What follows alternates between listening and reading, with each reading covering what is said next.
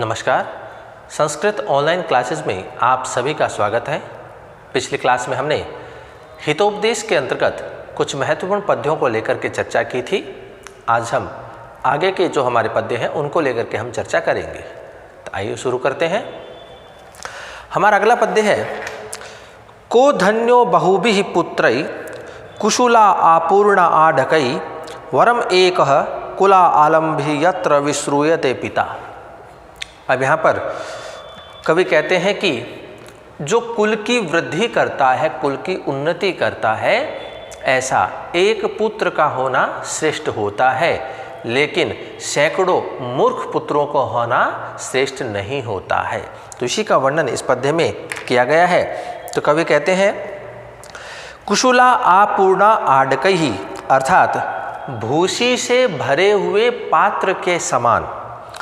बहुभी पुत्री कै धन्य है कि अनेक मूर्ख पुत्रों के होने से क्या लाभ होता है, अर्थात उससे न तो सुख बढ़ता है और न ही यश की प्राप्ति होती है। तो कवि कहते हैं कि भूसी से भरे हुए पात्र के समान अनेक मूर्ख पुत्रों के होने से कोई लाभ नहीं होता है। उससे न तो सुख की अनुभूति होती है और न ही उससे यश में वृद्धि होती है। एक है कुला आलम्बी वरम यत्र पिता विश्रूयते। जो कुल को बढ़ाने वाला होता है, उसकी उन्नति करने वाला होता है, ऐसा एक है, एक पुत्र वरम अर्थात श्रेष्ठ होता है। यत्र पिता विश्रूयते, और जिससे उस पिता का या वह जो पिता होता है वह लोकमान्य होता है, अर्थात संसार में या समाज में उसकी प्रशंसा होती है।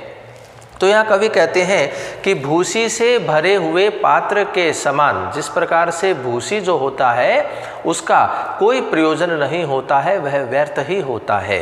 तो भूसी से भरे हुए पात्र के समान अनेक मूर्ख पुत्रों का होना श्रेष्ठ नहीं होता है, क्योंकि उससे न तो सुख की अनुभूति होती है और न ही उसमें यश की वृद्धि होती है। इसलिए कहा है कि जो कुल को बढ़ाने वाला होता है, कुल की उन्नति करने वाला होता है, ऐसा वह एक पुत्र ही श्रेष्ठ होता है, जिससे उसके पिता की समाज में, संसार में प्रशंसा होती है, अर्थात वह जो पिता है वह लोकमान्य होता है। तो इसी का वर्णन इस पद्य में कवि ने किया है।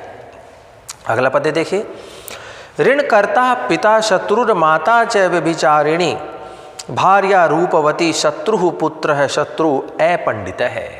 अब यहाँ कवि कहते हैं कि ऋण करता पिता, कि ऋण को करने वाला, ऋण को लेने वाला पिता, व्यभिचारिणी माता, और व्यभिचारिणी अर्थात दुराचार करने वाली माता, रूपवती भार्या अर्थात अत्यधिक सौंदर्य को प्राप्त पत्नी, अपंडित है पुत्र है, और अपंडित पुत्र अर्थात मूर्ख पुत्र जो विद्या से रहित है, ज्ञान से रहित है, ऐसा वह पुत्र शत्रु भवती, शत्रु होते हैं। तो जो ऋण लेने वाला पिता है वह उस अपनी संतान के, अपने उस पुत्र के लिए शत्रु के समान होता है।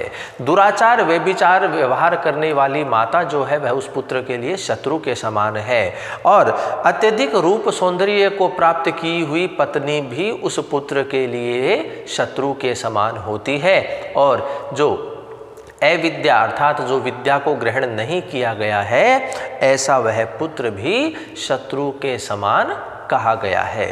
तो ये सारे जो इस प्रकार के व्यवहार करने वाले हैं, ये सभी शत्रु के समान बताए गए हैं। तो इसी का वर्णन इस पद्य में महाकवि नारायण पंडित ने किया है। अगला पद्य देखिए, यस्य कस्य प्रसूतो अपि गुणवान पूज्यते नरः धनुर्वश विशुद्धौ अपि निर्गुणः किम करिष्यति।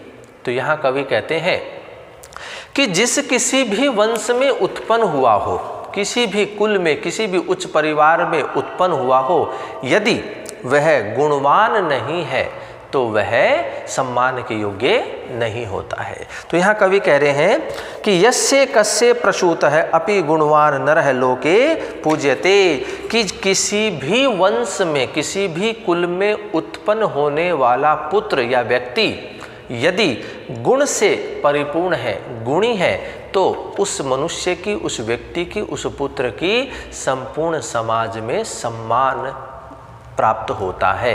तो वह व्यक्ति जो है वो समाज में सम्मान को प्राप्त करता है। वह चाहे किसी भी वंश में उत्पन्न हुआ हो, यदि वह गुणी है तो वह समाज में सम्मान को प्राप्त करता है।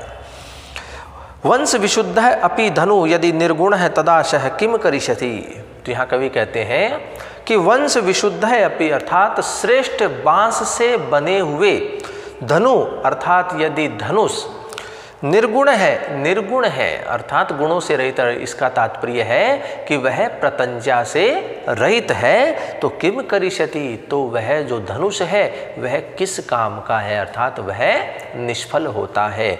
श्रेष्ठ बांस से बना हुआ धनुष यदि प्रतंजा से रहित है तो वह किसी काम का नहीं होता है। इसलिए कहा है कि जिस किसी भी वंश में उत्पन्न होने वाला पुत्र या व्यक्ति यदि गुणी है तभी वह समाज में सम्मान को प्राप्त करता है, अन्यथा वह सम्मान को प्राप्त नहीं करता है। और उदाहरण यहाँ पर एक धनुष और उसकी प्रतंजा का देते हुए कवि ने कहा है कि यदि श्रेष्ठ बांस से बना हुआ धनुष यदि प्रतंजा से रहित है तो वह जो धनुष वह किसी भी काम का नहीं होता है।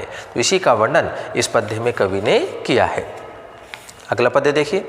हा हा पुत्रक नाधीतम गता श्वेताशु रात्रिषु तेन त्वम विदुषाम मध्य पंके गिरिव शीदशी।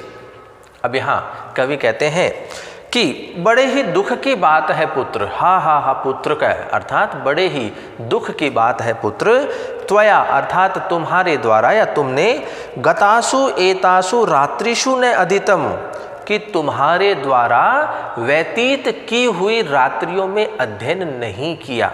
तात्पर्य है कि तुमने भूतकाल में अध्ययन नहीं किया है। तेन त्वम विदुषाम मध्य पंके गौ इव शीदशी, तो तुम्हारे द्वारा या तुम विद्वानों के मध्य में उसी प्रकार से कष्ट को सहन करते हो जिस प्रकार से कीचड़ में फंसी हुई गाय पीड़ा का अनुभव करती है या कष्ट को वह सहती है। तो यहाँ उन मूर्ख पुत्रों को, जो राजा सुदर्शन के जो पुत्र हैं उनके लिए कहा गया है। ऋषि जो है वो कहते हैं, मुनि जो है, श्रेष्ठ विद्वान जो है वो कहते हैं कि बड़े ही दुख की बात है कि तुमने या तुम्हारे द्वारा व्यतीत की हुई रात्रियों में अध्ययन नहीं किया गया, अर्थात भूतकाल में तुमने अध्ययन नहीं किया, विद्या को ग्रहण नहीं किया है। तो इस कारण से तुम विद्वानों के मध्य में, उनके समूह के मध्य में, उनके बीच में उसी प्रकार से कष्ट का अनुभव करते हो, पीड़ा का अनुभव करते हो जिस प्रकार से कीचड़ में फंसी हुई गाय कष्ट का अनुभव करती है। तो इसी का वर्णन इस पद्य में कवि ने किया है। अगला पद्य देखिए। आहार निद्रा भय मैथुनंच समान में तत्पशुभिर नराणाम धर्मो ही तेषाम अधिको विशेषो धर्मेण हीनः पशुभिः समानः। अब यहाँ पर जो पशु आदि होते हैं और जो मनुष्य हैं उनके मध्य का जो अंतर है उसके बारे में इस पद्य में बताया गया है। तो कवि कहते हैं कि नराणाम अर्थात मनुष्यों का, आहार अर्थात भोजन, निद्रा अर्थात शयन नींद निद्रा, भय अर्थात भयभीत होना और मैथुनम अर्थात मैथुन या प्रेम क्रीड़ा, चाहे एतत् पशु भी समानम, ये सभी पशु के समान ही होते हैं कि मनुष्यों का भोजन करना, निद्रा को ग्रहण करना, भयभीत होना और मैथुन क्रिया करना अर्थात प्रेम क्रीड़ा करना, ये सभी पशु के समान ही होते हैं। ही निश्चित रूप से ही धर्म है तेषाम अधिक विशेष है, एक धर्म जो है वो उन सभी में विशेष रूप से मनुष्य में पाया जाता है कि यह जो धर्म है यह विशेष रूप से मनुष्यों में होता है। धर्मेण हीना पशु भी समाना, कि धर्म से हीन अर्थात धर्म के बिना तो वह व्यक्ति, वह मनुष्य भी पशु के समान ही होता है। तो बाकी सब क्रियाएं जो हैं वो मनुष्य में पशुओं के समान ही होती है, लेकिन एक जो धर्म होता है यह विशेष रूप से मनुष्य जाति में ही पाया जाता है और उस धर्म के बिना वह मनुष्य भी पशु के समान होता है। और इसी के बारे में इस पद्य में कवि ने बताया है। अगला पद्य देखिए। धर्मार्थ काम मोक्षाणाम यस्यैकोऽपि न विद्यते अजागलस्तनस्यैव तस्य जन्म निरर्थकम। अब यहाँ कवि कहते हैं कि धर्मस्य अर्थात यस्य जिसके, धर्म अर्थ काम मोक्षाणाम एक अपि न विद्यते, कि जिस किसी मनुष्य में या जिस किसी मनुष्य के धर्म अर्थ काम और मोक्ष इनमें से एक अपि न विद्यते, एक भी सफल नहीं होता है, तस्य जन्म उस व्यक्ति का जन्म अजागल स्तनस्य इव निरर्थकम। तो अजा अर्थात बकरी के गले में विद्यमान स्तनों की भांति वह निष्फल ही होता है। जिस व्यक्ति का धर्म अर्थ काम और मोक्ष इन चारों में से एक भी सफल नहीं होता है, तो उस व्यक्ति का जो जीवन है, उस व्यक्ति का जो जन्म है, वह बकरी के गले में विद्यमान स्तनों की भांति निष्फल होता है। तो जिस प्रकार से बकरी के गले में जो विद्यमान स्तन है वह निष्फल होते हैं, उसी प्रकार से जिस व्यक्ति के धर्म अर्थ काम और मोक्ष में से कोई भी एक सफल नहीं होता है, तो उस व्यक्ति का जीवन भी निष्फल ही होता है, निरर्थक होता है। तो इसी का वर्णन इस पद्य में कवि ने किया है। अगला पद्य देखिए। आयु कर्म च वितंच विद्या निधनम एव च पंचेतान्यपि सृजयन्ते गर्भस्थस्यैव देहिनः। अब यहाँ जो व्यक्ति के साथ होना होता है, जो अवश्य भावी घटनाएं जो होती हैं, यह विधाता के द्वारा शिशु के गर्भ में रहते हुए ही निर्धारित कर दी जाती है। तो इसी का वर्णन इस पद्य में कवि ने किया है। तो कवि कहते हैं आयु कर्म वित्तम च विद्या निधनम एव च। आयु कर्म वित्तम अर्थात धन, विद्या अर्थात ज्ञान, निधनम अर्थात मृत्यु, एव च एताम्न पंच एव अपि गर्भस्थ एव देहिनः है। तो यहाँ कहते हैं कि इन पांचों का निर्धारण विधाता के द्वारा, विधात्रा सृजन्ते, विधाता के द्वारा शिशु के गर्भ में रहते हुए ही निर्धारित कर दिया जाता है। वो कौन कौन सी पांच बातें हैं?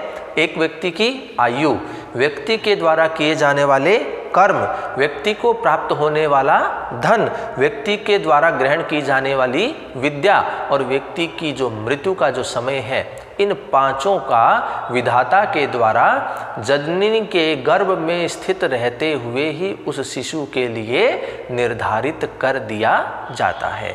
तो जो विधाता है इन पांचों चीज़ों का निर्धारण जो है वो उस शिशु के गर्भ में रहते हुए ही निर्धारित कर देते हैं। तो इसी का वर्णन इस पद्य में कवि के द्वारा किया गया है। अगला पद्य देखिए। अवश्यम भाविनो भावा भवन्ति महतामपि नग्नत्वम नीलकंठस्य महा अहिशयनम हरेः। अब यहाँ कवि ने कहा है कि महताम अपि अर्थात जो महान होते हैं, जो श्रेष्ठ होते हैं, उनके लिए भी अवश्यम भाविनो भावा भवन्ति, जो अवश्यम भावी घटनाएं हैं वह हो करके रहती हैं। यथा जिस प्रकार से या जैसे नीलकंठस्य नग्नत्वम, नीलकंठस्य अर्थात भगवान शिव का नग्नत्वम नग्न अवस्था में रहना, निर्वस्त्र रहना, हरे महा अहिशयनम, और हरे अर्थात भगवान विष्णु का महा अहिशयनम अर्थात जो शेषनाग है उनकी शैया पर शयन करना। तो जो श्रेष्ठ लोग होते हैं, महान लोग होते हैं, उनके लिए भी अवश्यम भावी जो घटनाएं हैं वह निश्चित रूप से होती ही हैं। और यहाँ उदाहरण प्रस्तुत किया है भगवान शिव का और भगवान विष्णु का, भगवान हरि का। तो यहाँ कहते हैं कि भगवान जो शंकर है वह होनी के कारण ही निर्वस्त्र रहते हैं, नग्न अवस्था में रहते हैं, और जो भगवान विष्णु है वह होनी के कारण ही, अवश्य भावी घटनाओं के कारण ही शेषनाग की शैया पर शयन करते हैं। तो जो महान होते हैं, श्रेष्ठ होते हैं, उनके लिए भी अवश्यम भावी घटनाएं होकर के ही रहती हैं। तो इसी का वर्णन इस पद्य में कवि के द्वारा किया गया है। अगला पद्य देखिए। यथा हेकेन चक्रेण न रथस्य गतिर्भवेत् तथा पुरुषकारेण बिना देवम न सिद्ध्यति। अब यहाँ कवि कहते हैं कि यथा जिस प्रकार से ही निश्चित रूप से एकेन चक्रेण रथस्य गति न भवेत, कि एक चक्र से, एक पहिए से जो रथ है वह गति को प्राप्त नहीं कर सकता है। तथा उसी प्रकार से पुरुष कारेण बिना, पुरुष कारेण अर्थात पुरुषार्थ के बिना, देवम न सिद्ध्यति, जो भाग्य होता है वह फल प्रदान नहीं करता है। बिना पुरुषार्थ के, बिना परिश्रम के, बिना श्रम के भाग्य भी फल प्रदान नहीं करता है। जिस प्रकार से एक पहिए से रथ जो है वह गति को प्राप्त नहीं कर सकता है। तो इसी का वर्णन इस पद्य में कवि ने किया है। अगला पद्य देखिए। पूर्व जन्म कृतम कर्म तद देवमिति कथ्यते, तस्मात् पुरुष कारेण यत्नम कुर्याद तंद्रित है। अब यहाँ कवि ने कहा है कि यत अर्थात जो, पूर्व जन्म कृतम कर्म, जो पूर्व जन्म के कर्म है, अर्थात व्यक्ति के द्वारा पूर्व जन्म में किए गए जो कार्य हैं, जो कर्म है, तत् देवम इति, वही भाग्य होता है। विद्वद् भी कथ्यते, विद्वानों के द्वारा ऐसा बताया गया है, कहा गया है कि व्यक्ति के द्वारा पूर्व जन्म में किए गए जो कार्य होते हैं, जो कर्म होते हैं, वही उस व्यक्ति का भाग्य होता है, ऐसा विद्वानों के द्वारा बताया गया है। तस्मात् ऐतिन्द्रत है सन जन है पुरुष कारेण यत्नम कुर्यात, तो इसलिए कहा गया है कि ऐतंद्रित है अर्थात आलस्य का परित्याग करके, आलस्य को छोड़ करके, सन जन है अर्थात समस्त मनुष्यों को पुरुष कारेण यत्नम कुर्यात, पुरुषार्थ के द्वारा ही यत्न करना चाहिए, प्रयत्न करना चाहिए। क्योंकि व्यक्ति का जो भाग्य होता है वह पूर्व जन्म में किए गए कर्म होते हैं, इसलिए व्यक्ति को सदैव ही पुरुषार्थ के द्वारा परिश्रम करना चाहिए। तो इसी का वर्णन इस पद्य में किया गया है। अगला पद्य देखिए। न देवम अपि संचित्य त्यजेद उद्योगम आत्मनः, अनुद्योगेन तेलानि तिलेभ्यो न आपनुम अहर्ति। अब यहाँ इस पद्य में कवि बताते हैं कि जन है अर्थात मनुष्य, देवम अपि संचित्य अर्थात भाग्य के बारे में चिंतन करते हुए, आत्मनः उद्योगम न त्यजेत, अपने परिश्रम का परित्याग नहीं करना चाहिए। भाग्य को लेकर के चिंतन करते हुए ही उस व्यक्ति को अपने पुरुषार्थ के अनुसार, अपने श्रम परिश्रम के अनुसार उस व्यक्ति को प्रयत्न करते रहना चाहिए, उद्योग करते रहना चाहिए, उसका परित्याग नहीं करना चाहिए।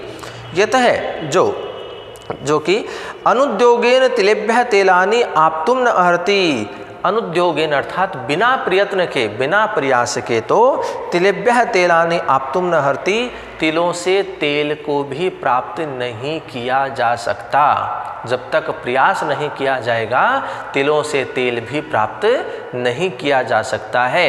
इसलिए कवि ने कहा है कि भाग्य का चिंतन करते हुए व्यक्ति को अपने पुरुषार्थ का या अपने परिश्रम का, अपने उद्योग का कभी भी परित्याग नहीं करना चाहिए। उस व्यक्ति को निरंतर अपने पुरुषार्थ के अनुसार प्रयत्न को करते रहना चाहिए, क्योंकि बिना प्रयत्न के, बिना प्रयास के तिलों से तेल प्राप्त नहीं किया जा सकता।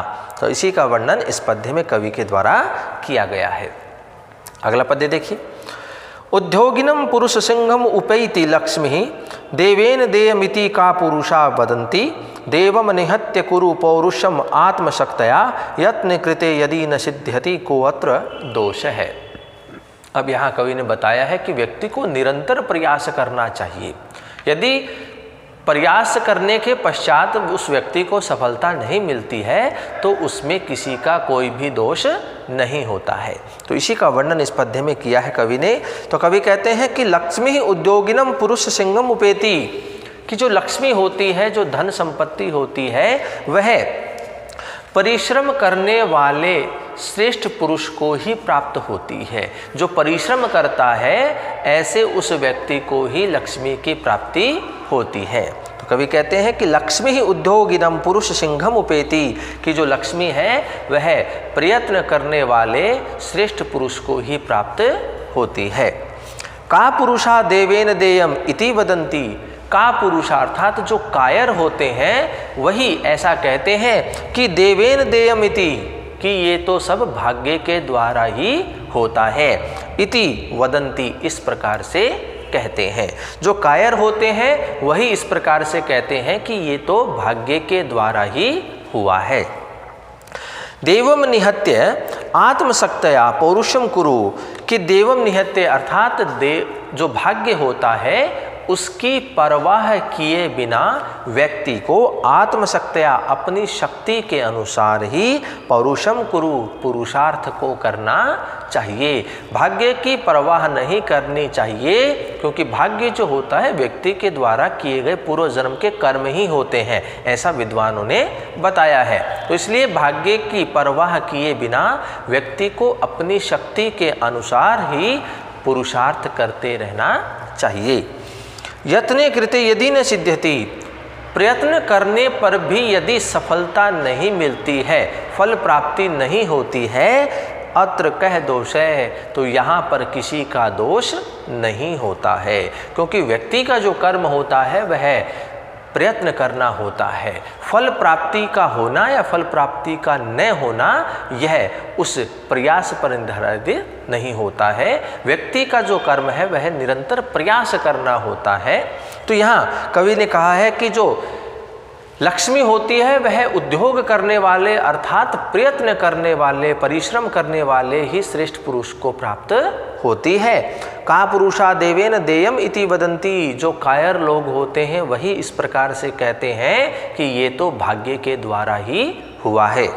देवम निहत्य आत्मशक्तया पौरुषम कुरु, भाग्य की परवाह किए बिना ही व्यक्ति को अपनी शक्ति के अनुसार पुरुषार्थ को करना चाहिए। यत्ने कृते यदि न सिद्ध्यति, अगर परिश्रम करने से भी सफलता प्राप्त नहीं होती है, फल की प्राप्ति नहीं होती है, तो अत्र कै दोष है, तो इसमें कोई या किसी का भी दोष नहीं होता है।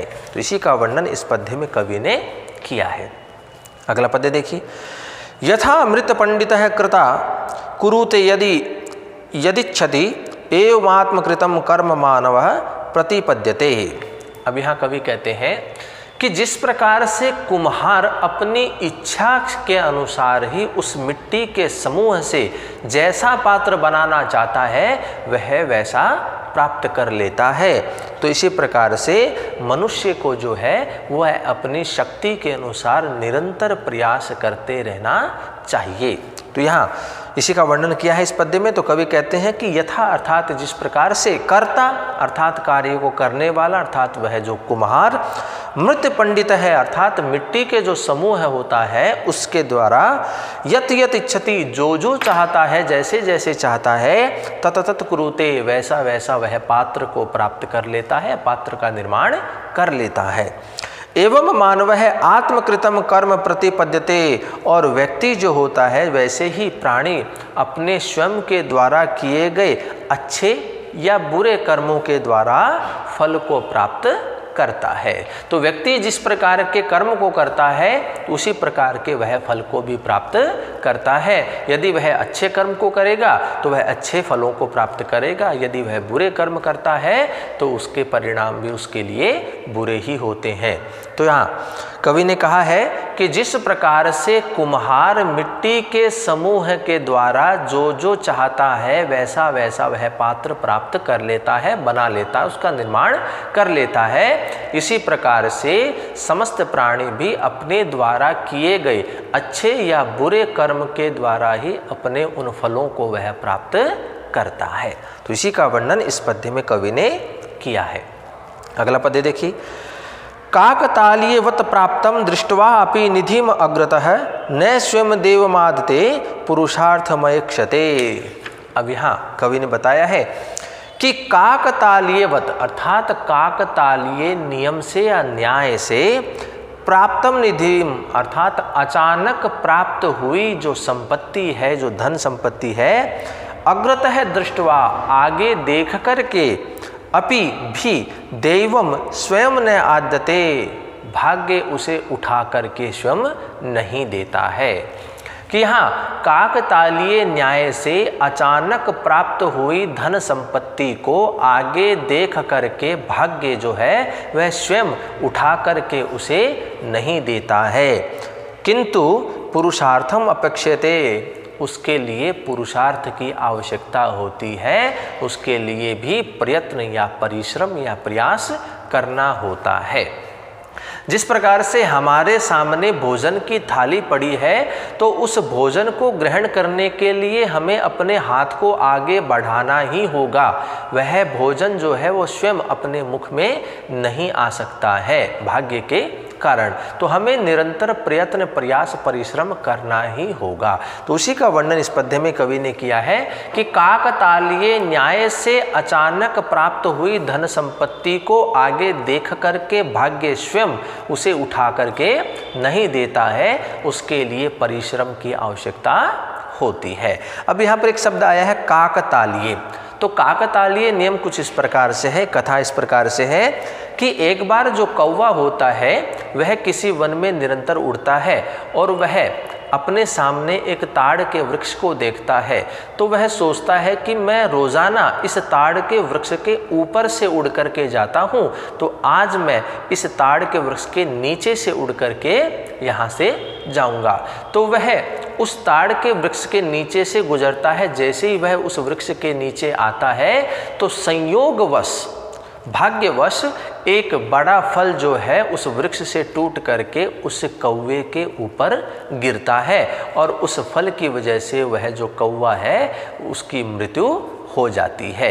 तो ये जो स्थिति हुई ये सारी संयोगवश हुई है, लेकिन इसीलिए इसको कहा गया है काकतालीय न्याय कि अचानक से कोई जो घटना होती है, अचानक से होने वाली घटना के लिए काकतालीय शब्द का प्रयोग किया जाता है। तो यहाँ कवि ने कहा है कि काकतालीय न्याय से अचानक से प्राप्त होने वाली धन संपत्ति को आगे देख करके भाग्य जो है वो स्वयं उठा करके नहीं देता है, उसके लिए परिश्रम की आवश्यकता होती है। तो इसी का वर्णन इस पद्य में कवि ने किया है। अगला पद्य देखिए, उद्यमेन ही सिद्ध्यन्ति कार्याणि न मनोरथै न ही सुप्तस्य सिंहस्य प्रविशन्ति मुखे मृगाः। तो यहाँ कवि कहते हैं कि ही निश्चित रूप से ही उद्यमेन कार्याणि सिद्ध्यन्ति, उद्यम से ही अर्थात परिश्रम से ही प्रयास से ही कार्य सिद्ध होते हैं, पूर्ण होते हैं, सफल होते हैं। मनोरथई ने, मनोरथ से कार्य सिद्ध नहीं होते, अर्थात केवल कल्पना करने से केवल विचार करने से कार्य सफल नहीं होते। ही मृगः सुप्तस्य सिंहस्य मुखे न प्रविशन्ति, कि निश्चित रूप से ही जो मृगः अर्थात जो पशु आदि है, मृग आदि जो पशु हैं वह सुप्तस्य सिंह से, सोए हुए सिंह के मुख में न प्रविशन्ति, अपने आप ही प्रवेश नहीं करते हैं। अपने शिकार को पकड़ने के लिए, प्राप्त करने के लिए उस सिंह को प्रयत्न करना ही होता है। तो यहाँ कवि ने कहा है कि प्रयास करने से, परिश्रम करने से ही कार्यों की सिद्धि होती है, केवल मनोरथ से कार्य सिद्ध नहीं होते, केवल कल्पनाएं करने से, केवल विचार करने से कार्य सिद्ध नहीं होते हैं। यहाँ उदाहरण प्रस्तुत किया है कि निश्चित रूप से ही मृग आदि जो पशु हैं वे सोए हुए सिंह के मुख में अपने आप ही प्रवेश नहीं करते हैं। अपने भोजन को प्राप्त करने के लिए, अपने शिकार को प्राप्त करने के लिए उस सिंह को परिश्रम प्रयास करना ही होता है। तो इसी का वर्णन इस पद्य में कवि ने किया है। तो इस प्रकार से आज की क्लास में हमने हितोपदेश से कुछ महत्वपूर्ण पद्यों को लेकर के चर्चा की, उनके बारे में जाना। आगे की क्लास में आगे के पद्यों को लेकर के हम चर्चा करेंगे। तो आज की क्लास में इतना ही। धन्यवाद।